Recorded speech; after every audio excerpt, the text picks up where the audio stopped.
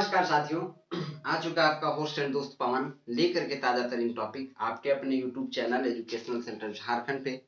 चलिए दोस्तों, हम लोग जो है सो पिछले क्लास में इंग्लिश का डायरेक्ट नरेशन के बारे में पढ़ रहे थे। किसके बारे में?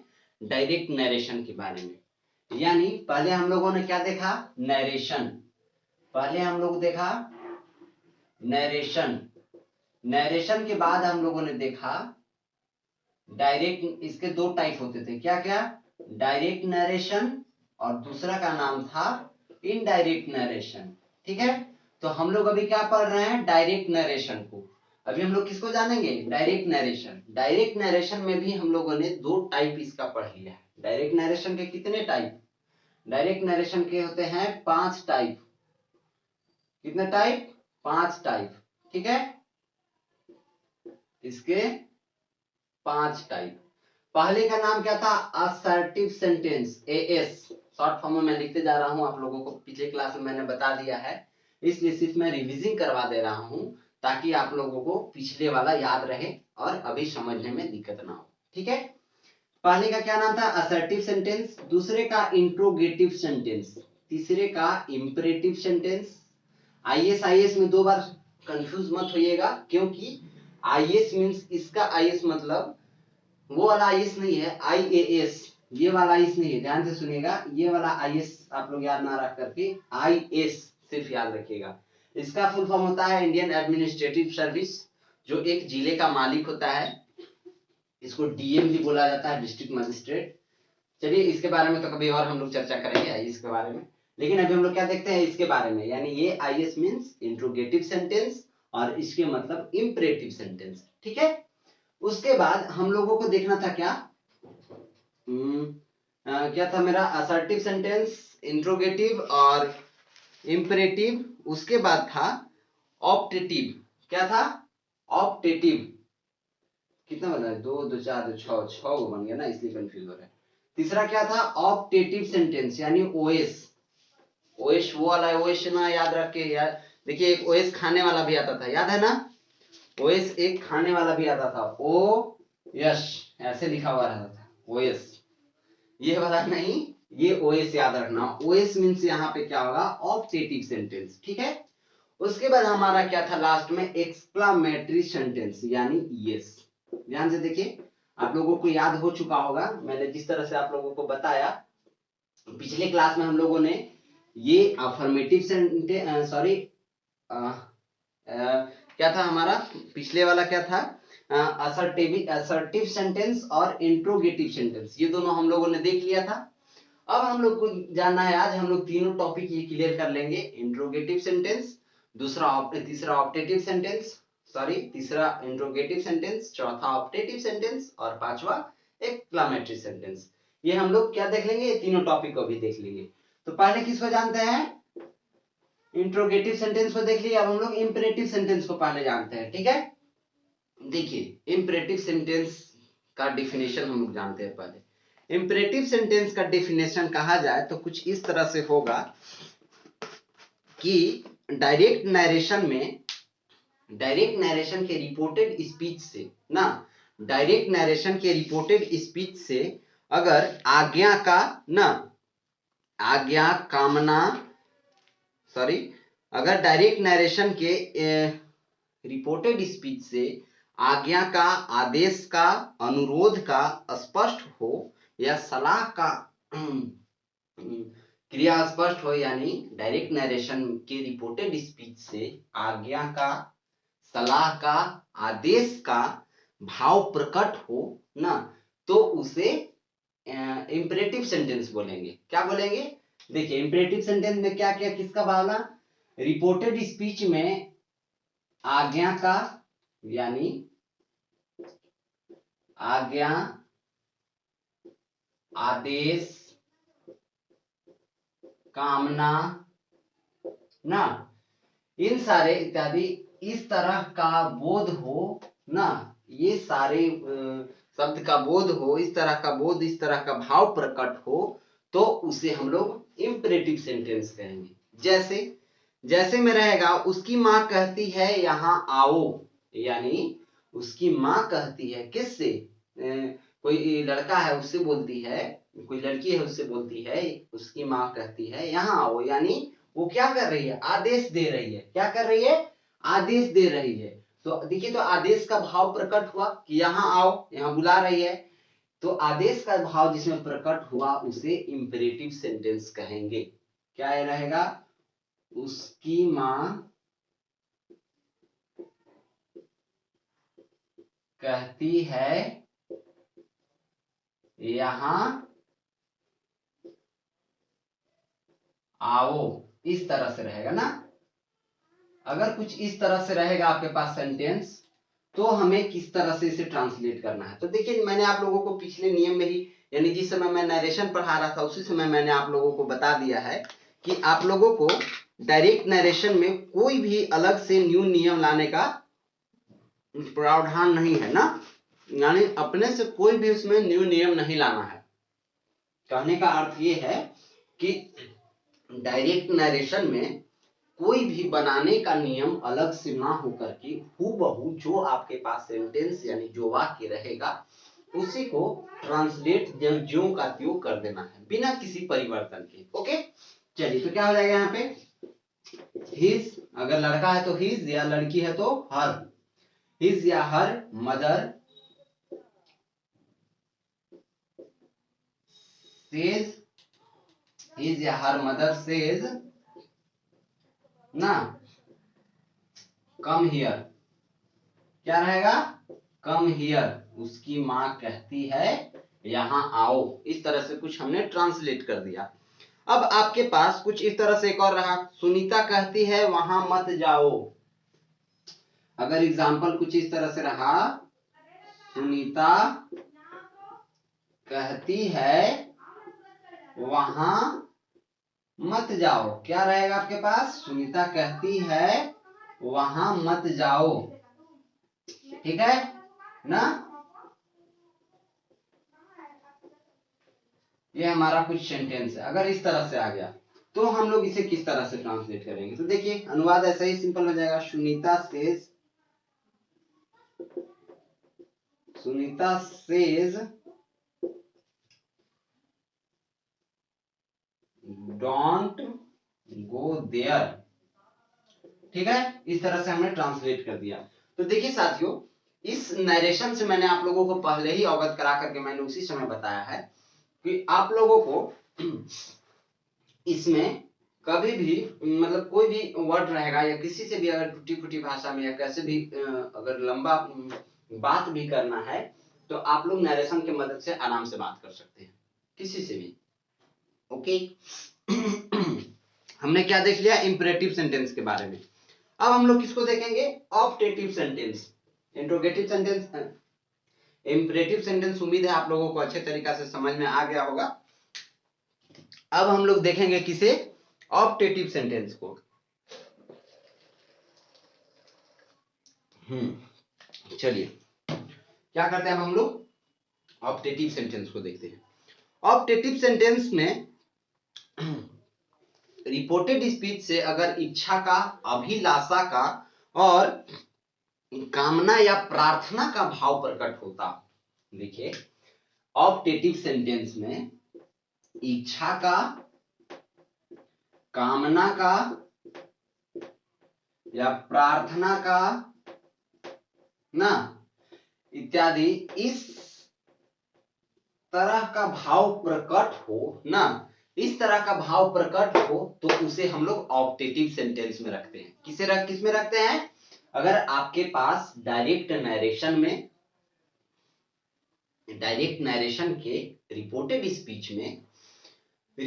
स्पीच से आप लोगों को अगर इच्छा का, कामना का, प्रार्थना का और अभिलाषा का भाव प्रकट हो, किसका भाव प्रकट हो, अभिलाषा का भी, अभिलाषा। चलिए, भी मैं लिख दिया, मैंने आप लोगों को बताया। अगर डायरेक्ट नरेशन के रिपोर्टेड स्पीच से कामना का, इच्छा का, अभिलाषा का या प्रार्थना का भाव प्रकट होता हो तो उसे हम लोग ऑप्टेटिव सेंटेंस में रखते हैं। किस में रखते हैं, ऑप्टेटिव सेंटेंस कहते हैं या ऑप्टेटिव सेंटेंस में उसको रखा जाता है, माना जाता है। ठीक है, जैसे आपके पास एग्जांपल कुछ इस तरह से हो, उसने मुझसे कहा आपको सफलता मिलेगी, सॉरी आपको सफलता मिले, यानी इस तरह से पूछ रहा कि साधु ने कहा ईश्वर तुम्हारी रक्षा करे। क्या अगर ये रहे आपके पास, साधु ने कहा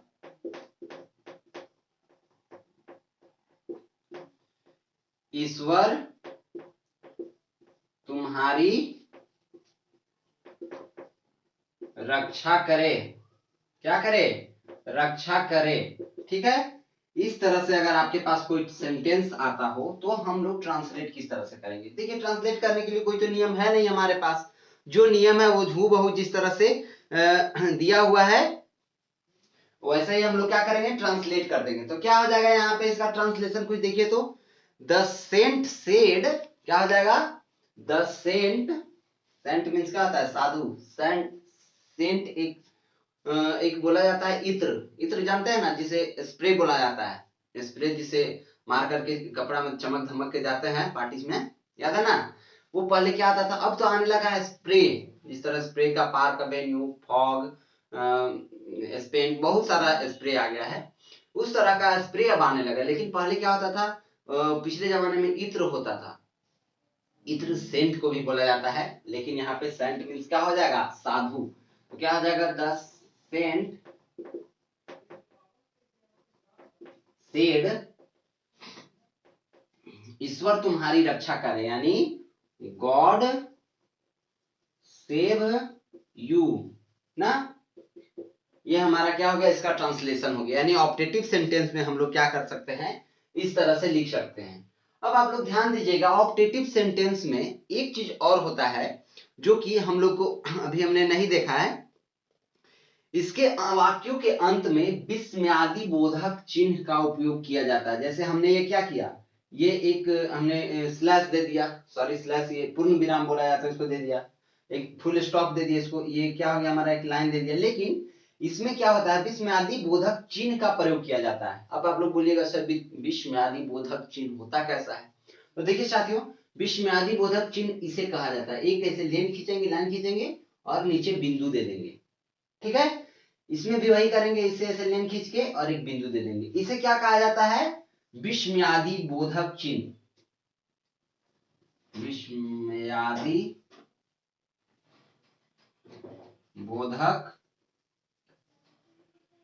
चिन्ह, क्या हो जाएगा, विस्मयादि बोधक चिन्ह ना। इसे हम लोग विस्मयादि बोधक चिन्ह बोलेंगे। यानी ऑप्टेटिव सेंटेंस का मैं फिर से एक बार डेफिनेशन बता दूं आप लोगों को, कि डायरेक्ट नरेशन के रिपोर्टेड स्पीच से इच्छा का, कामना का, अभिलाषा का, प्रार्थना का इत्यादि इन सारे, इन सब का भाव प्रकट हो तो हम लोग उसे ऑप्टेटिव सेंटेंस कहेंगे, ठीक है। इस सेंटेंस में विस्मयादि, इस सेंटेंस के यानी इसके वाक्यों के अंत में विस्मयादि बोधक का उपयोग किया जाता है। ये चीज मैंने आप लोगों को बता ही दिया। और इसका सेंटेंस को किस तरह से ट्रांसलेट करना है, इसका सेंटेंस किस तरह से होता है, वो चीज भी मैंने आप लोगों को एग्जाम्पल के तौर से समझा दिया। अब हम लोग देखेंगे, हमने ऑप्टेटिव सेंटेंस देख लिया, अब हम लोग देखेंगे डायरेक्ट नरेशन का एक्सक्लामेटरी सेंटेंस। एक्सक्लामेटरी सेंटेंस क्या बोलता है, एक्सक्लामेटरी सेंटेंस, पहले मैं इसको क्लीन कर लेता हूं, उसके बाद बता रहा हूं ना। देखिए एक्सक्लामेटरी सेंटेंस हम लोग अभी देखेंगे, ओके।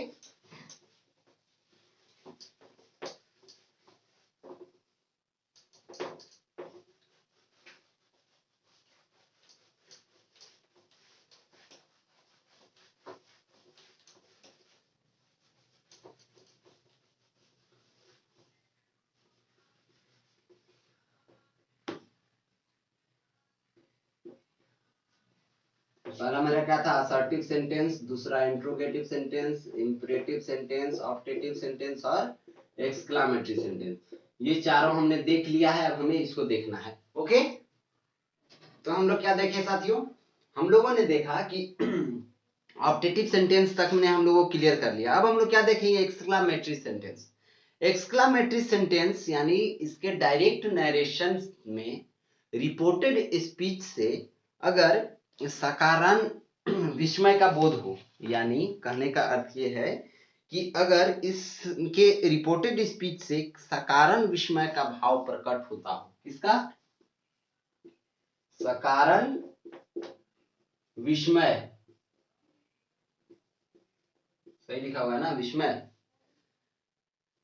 हाँ गलत है, ये ऐसे होगा, सॉरी दंश होगा ना, यानी क्या होगा, इसमें सकारण विस्मय का भाव प्रकट होता हो।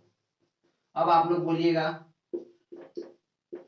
कि सर सकारण विस्मय, ये न्यू वर्ड लग रहा है, हमें समझ में नहीं आ रहा है, सकारण विस्मय का भाव प्रकट होता हो ना, क्या सकारण विस्मय। तो सकारण विस्मय का मतलब मैं साथियों आप लोगों को बता दूं कि अगर एक मजबूत भावना प्रकट करता हो, कहने का अर्थ ये है कि अगर आप, जैसे इसका एग्जाम्पल देख करके मैं समझाता हूं तो आप लोग समझ में आएगा आप लोगों को। जैसे एग्जाम्पल क्या हो जाएगा, वह कहता है आहा मैंने मैच जीत लिया।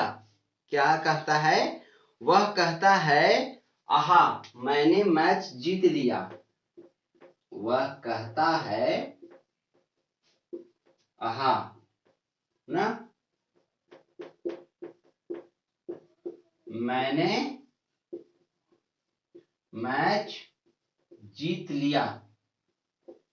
देखिए तो आप लोगों को यहां पे लग रहा होगा, इस सेंटेंस में ध्यान दीजिए, आप लोगों को ये चीज देखिए तो एक लग रहा है जैसे मजबूत भावना प्रकट होता हो, कि वो कॉन्फिडेंसली कह सकता है, कह दिया कि हाँ मैंने मैच जीत लिया, यानी मैंने मेहनत किया, अपना जो मैच खेल रहा था वो मैच हमने कॉन्फिडेंसली, वो बोल रहा है, यानी एक मजबूत भावना प्रकट कर रहा है कि मैंने मैच जीत लिया है।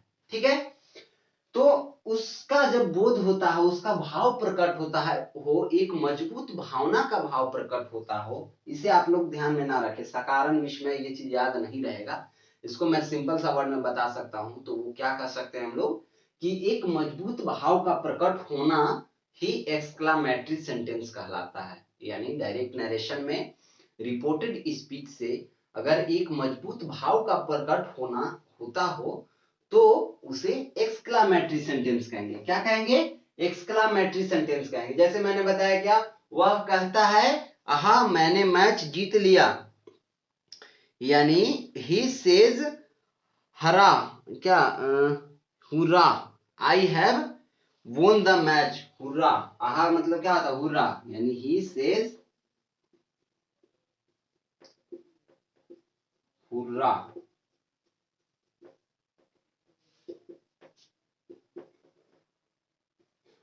आई ओन द मैच या आई ओन मैच।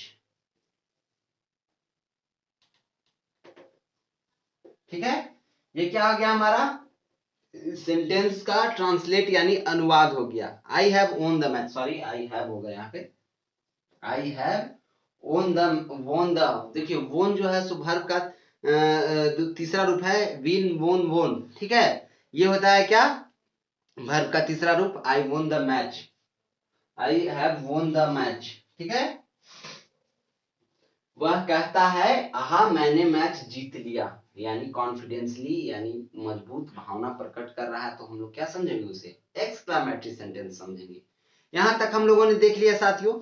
आप लोगों को मैं ये बता दूं कि ये तीन जो मैंने आप लोगों को टाइप इसका बताया है डायरेक्ट नरेशन में, डायरेक्ट नरेशन का तीन टाइप जो अभी मैंने आप लोगों को बताया है, ये तीनों का एक्सरसाइज जो है सो आप लोग बना लीजिएगा ना। एक्सरसाइज ये आप लोगों का क्या है होमवर्क में है, ताकि आप लोगों को कहीं दिक्कत ना हो।